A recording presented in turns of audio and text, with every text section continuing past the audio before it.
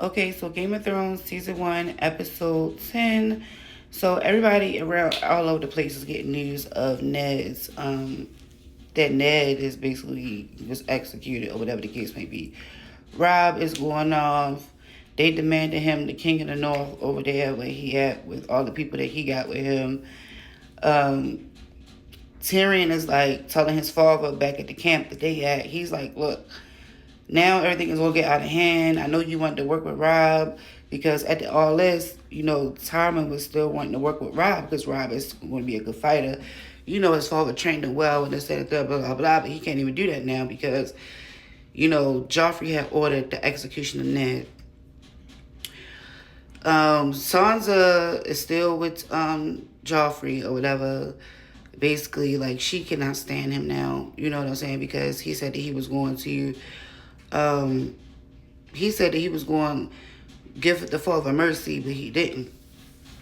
He making her look at all of the dead people that he ordered to get killed that she was close to and stuff like that. Like they was out on this little bridge thing. She was great, push his ass off of there. I was like, damn, I wish she would.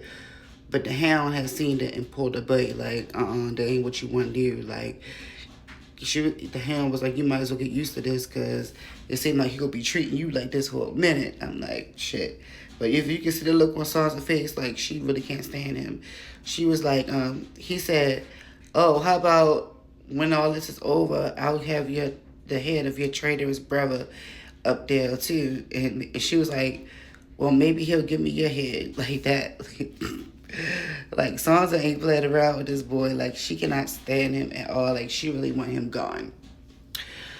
So Arya is on her way out. She is with the guy from the Night's Watch who had came to give Ned some news about Tyrion being captured or whatever the case may be. He was still there, gathering people that want to come to the Night's Watch back with him. More soldiers and stuff. So Arya is with him on the way there. He then chopped her hair off, made her look more boyish or whatever the case may be, so she could blend in and stuff.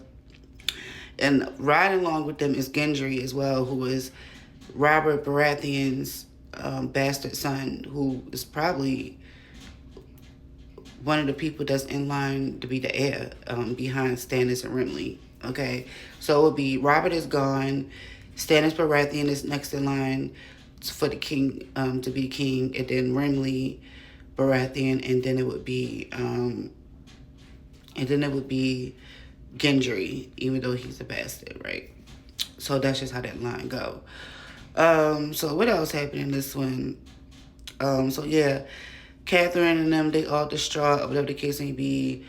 So everybody know now, even Jon knows like what happened to Ned over there, and he's like, oh, I gotta leave. I'm going to leave the Night's Watch, yada yada yada. But Sam is talking him out of it, like, look, you don't want to do that. You know what I'm saying? Like, I know that, that happened or whatever. He's like, no, I need to be with my brother right now.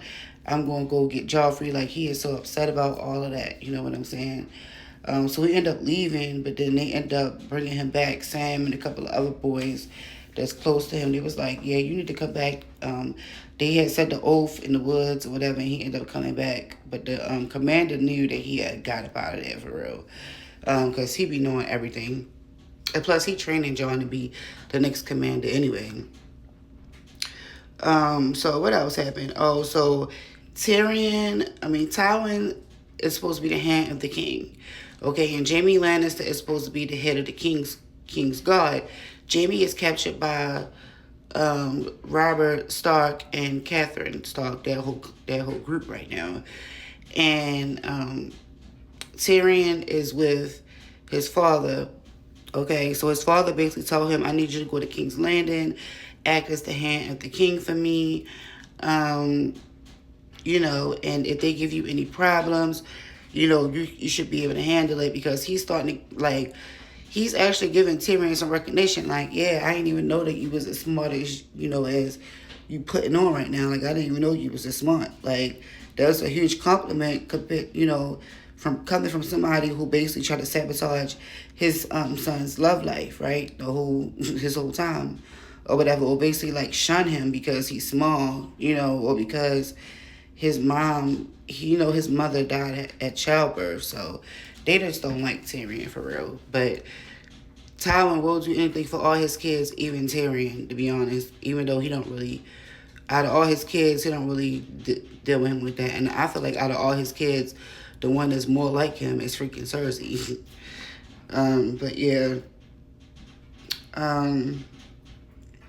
So what else is going on in this episode? So over at the Night's Watch, not at the Night's Watch. Let's go to in King's Landing. Everything is going like accordingly, or whatever the case may be. Joffrey is ruling, or whatever. He's just being a freaking menace. Where he is. They all claimed back where Robert and them is. I said that, you know, they all said that Robert is going to be the king of the North, so they all following him. They like, we don't need no Iron Throne. We're going to follow the king of the North. So they all pledge fealty to Robb Stark. Okay, so it's about to be the battle of the 5 kings. Okay, so it's going to be like the king of the North, Stannis, Renly, Joffrey, and I forget like who the other people is or whatever. But yeah, it's going to be like that. So they all going to be all battling for the throne or like their own territory or whatever, which I don't see why they shouldn't be able to get their own territory. Now Bran, he's seeing the 3-eyed ravens again. So in his dream, the 3-eyed raven has showed him his dad down in the crypts. So they go down inside the crypts or whatever, but it's not nobody down there. But they did see his brother and his brother Wolf Shaggy Dog. And he was asking his brother Rickon, like, why you down here? He was like, because I seen father down here. And they was like, and a girl that's watching, helping Bran around, she was like, well, it could be just a coincidence that you seen your father down here or whatever the case may be. And then as soon as they get ready, I mean, it could be a coincidence y'all both miss him, so it's only a coincidence that y'all going to have the same dream. It's only natural y'all got the same dreams or whatever, because y'all miss y'all father. But then as soon as they get out the crypts, they find out that the father was, you know, beheaded and Ned Stark is gone or whatever. So they all got the news. So everybody pretty much got the news, and it's just like real devastating for real. So let's talk about back over at the east where Daenerys Targaryen is. So Drogon, the witch did the magic or whatever the case may be. Daenerys' baby was not saved. So I don't know if y'all watch House of the Dragons or whatever the case may be, but the same way that Rhaenyra's baby was looking when she had miscarried with her little daughter with her and Daemon at Dragonstone, that's the same way that Dany's baby had came out. Okay? And also that little scene, oh, well, I'll get to that. But yeah, that's the way that Dany's baby had came out, scaly and looking like dragon-like or whatever. The baby wasn't all the way formed and stuff. And Khal Drogo is a freaking vegetable, so he's alive, but he ain't doing nothing. So now Dany is like so upset and distraught or whatever the case may be. So she ended up giving Khal Drogo a funeral or whatever by burning him up. She put her dragon eggs in the casket. She tied the witch lady, get her ass tied up to that too, because she's gonna be gone for what she did.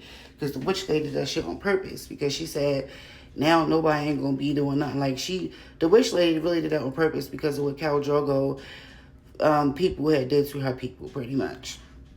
So now Dany gets inside of the fire or whatever the case may be. So they all let it burn or whatever. They all think that she gone or whatever. So they all come back to the fire. Her ass pops out the fire alive with dragons, baby dragons, that dragon eggs and hatched and everything. And that was the dream that Daemon had seen when he was at Harrenhal, when he had the dream, that vision of Dany with the dragons.